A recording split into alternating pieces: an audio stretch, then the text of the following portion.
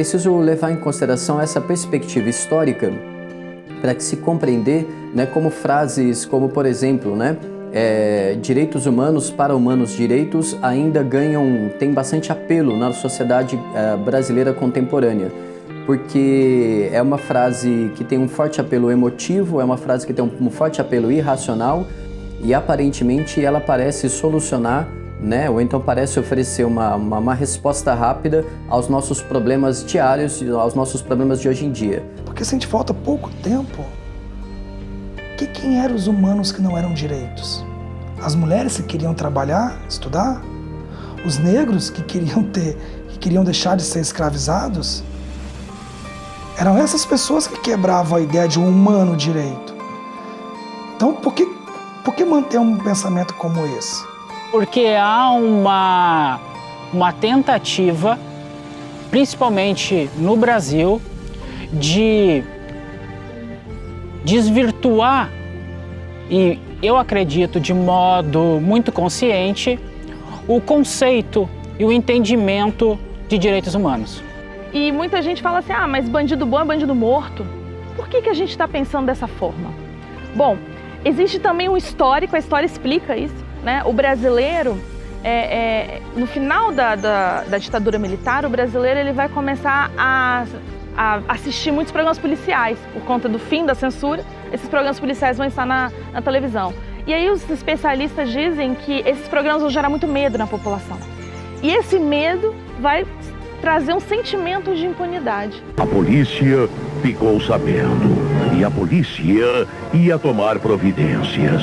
Mas, antes mesmo que a polícia pudesse fazer alguma coisa, o William foi atraído para uma cilada, para a denominada Casa de Caboclo. E dentro de um barraco da favela Cafezinho, William foi barbaramente assassinado. Ora, há controvérsias em dizer que esses programas policiais são de fato programas jornalísticos, porque de modo geral você retira a figura do jornalista, isso é, do sujeito que noticia o fenômeno crime, e coloca a ideia de um apresentador, um indivíduo que busca a espetacularização do crime e, por consequência, a espetacularização do medo, seguida de uma solução fácil para os problemas.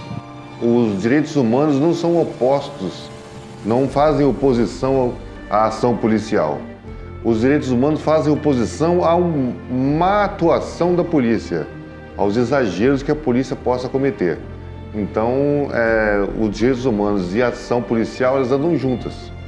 Direitos humanos para humanos direitos. Nós estamos reproduzindo uma lógica secular que só leva a processos de exclusão e de violência por uma incapacidade de ver no outro a diversidade, de exercer a alteridade, de compreender a compreensão do outro, inclusive de quem comete um crime.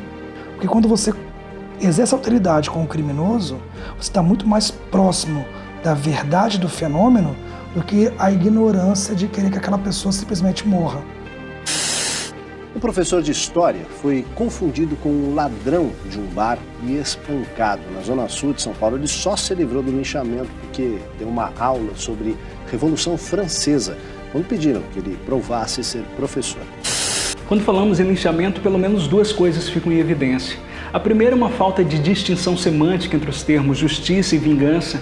E nesse sentido, se conceitualmente a justiça é cega, a vingança é ignorante, uma vez que ela ignora a racionalidade e, por isso, tenta resolver os conflitos pela violência. A segunda, podemos dizer, que é uma característica moralista, na qual, por meio do linchamento, o linchador passa por uma afirmação moral. Ele passa a se reconhecer como o aplicador da justiça, isso é, o justiceiro. Se você funcionar exclusivamente com base na vingança ou na base da redução da sua própria raiva, infelizmente a gente vai estar contribuindo muito pouco para uma sociedade que seja mais fraterna, menos violenta, menos agressiva. Quando eu ouvia falar de sistema prisional, aluno que ingressava na escola, eu tinha um certo preconceito.